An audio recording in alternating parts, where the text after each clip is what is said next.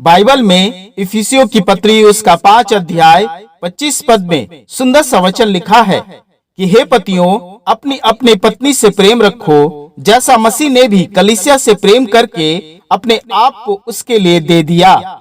आइए एक कहानी सुनते हैं। एक बार एक दंपति पति पत्नी में काफी गंभीर लड़ाई हो गई। पत्नी ने पति का घर छोड़कर अपने मायके चले गई। बहुत दिनों तक दोनों के अहम ने उन्हें एक दूसरे से दूर रखा, पर कुछ दिनों के बाद पति को अपनी गलती का एहसास हुआ और उसने अपने पत्नी के नाम एक पत्र लिखा कि प्रिय, मुझे अपनी गलती का एहसास है और मैं तुमसे क्षमा चाहता हूँ, तुम घर लौट आओ। पर काफी दिन बीत जाने के बाद भी उसके खत का कोई जवाब नहीं आया। कुछ दिन बीतने पर फिर पति ने एक और खत लिखा कि प्रिय, अपनी नाराजगी को दूर करो और घर लौट आओ, तुम्हारे बिना घर सुना लगता है। परंतु इस बार भी उसके खत का कोई जवाब नहीं आया।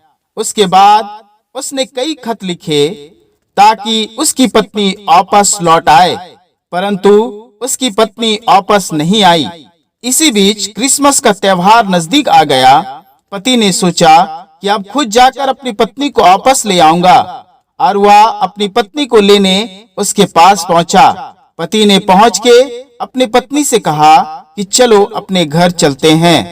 उसकी पत्नी ने यह बात सुनकर तुरंत अपना बैग पैक किया और अपने माता पिता से विदाई लेकर अपने पति के साथ निकल पड़ी। रास्ते में पति ने अपनी पत्नी से पूछा, प्रिय, मैंने तुम्हें कितने सारे खत लिखे, पर तुमने उत्तर नहीं दिया और ना ही घर लौट के आई। परंतु आज जब मैंने तुम्हें सिर्फ एक बार कहा और तुम तुरंत मेरे साथ आ गई, ऐसा क्यों? पत्नी ने कहा, क्योंकि पहले केवल आपका खत आता था, आप स्वयं नहीं, परंतु इस बार खत नहीं बल्कि आप खुद मुझे लेने आए। इस बार आपने पत्र का सहारा नहीं लिया बल्कि स्वयं आकर मेरा सहारा बने और मुझे एहसास कराया कि आप सिर्फ मेरे लिए आए हैं। मेरे प्रियो, ये कहानी हमें एक अच्छी सबक देती है। वचन और बोल से ज्यादा महत्व अपनों का अपनों के लिए करीब रहना ज्यादा आवश्यक होता है। आज कई पति पत्नी आमने सामने बातचीत से ज्यादा फोन और मैसेज से बात कर हर समस्या का हल चाहते हैं।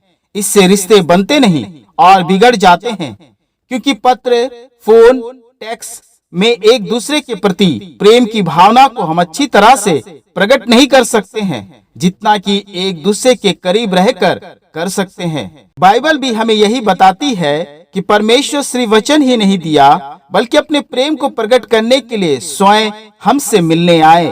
प्रेम आपस में मिले रहने से आता है और एक दूसरे की भावनाओं का कद्र हो पाता है।